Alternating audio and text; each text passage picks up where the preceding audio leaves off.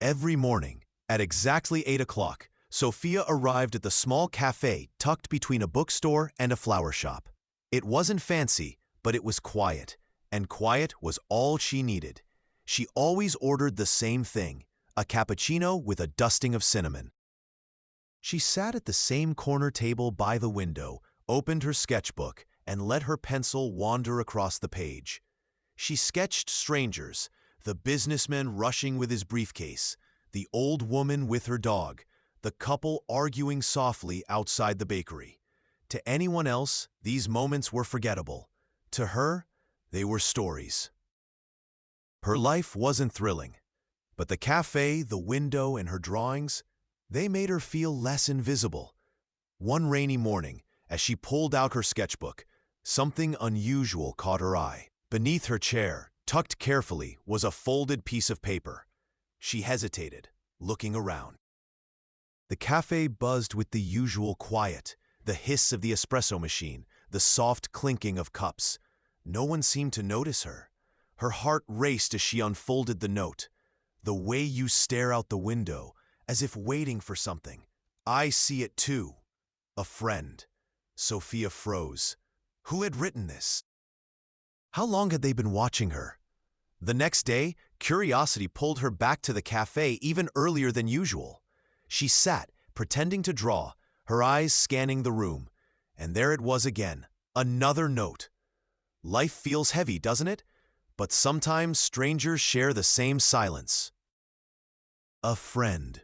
She read it 3 times. A strange warmth settled in her chest. Someone out there understood her loneliness, her silence.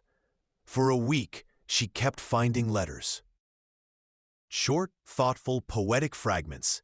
Do you ever wonder if the rain falls for us? Some people are books, waiting for the right eyes to read them. She couldn't resist replying. She slid one of her sketches under the chair, a drawing of the cafe window and the blurred city outside. On the back she wrote, "This is how I see the world, S." The next day a reply waited, "And this is how I feel it, a friend." From then on it became a ritual. She left sketches, he left words. Through paper, they built a world only they shared.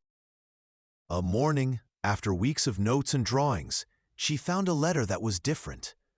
"I've written 1,000 words I'll never say aloud. But tomorrow, if you wish to know me, stay after 9. A friend." Her heart pounded. She folded the note over and over in her hands. What if it was dangerous? What if it ruined the mystery?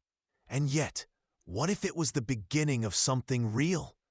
The next day, Sofia arrived at the cafe as usual. The minutes passed slowly, each tick of the clock echoing louder than the last. She kept her sketchbook open, but her hand wouldn't move. At 9 o'clock, the cafe had nearly emptied. The old woman with her dog was gone. The businessman had rushed out. A silence lingered. Her heart hammered in her chest. Then, the barista, the quiet man who had served her cappuccino every single morning for months, walked toward her table. He set down her drink, but this time he didn't leave. He placed a folded note beside the cup. Her breath caught. She opened it slowly. "Some people speak with words. I've always spoken with coffee. But for you, I learned to write." Her eyes shot up to meet his. For the first time, she really looked at him. His tired eyes, his nervous smile, the way his hands fidgeted slightly as if he wanted to disappear. But in that moment, she didn't want him to. Neither spoke for a while. Instead, they shared a silence that no longer felt lonely. The mystery was gone, but something far more beautiful had taken its place: honesty. He pulled out a notebook, the edges worn, filled with drafts of the notes he had left her. She laughed softly, tears in her eyes, as she flipped through them. The man she thought had barely noticed her was the one who had seen her most. Sofia looked out the cafe window again. The rain had stopped, sunlight breaking through the clouds, painting the city in gold. She smiled. Not all stories begin with fireworks. Some begin quietly, with a cup of coffee, a folded note, and two strangers brave enough to see each other,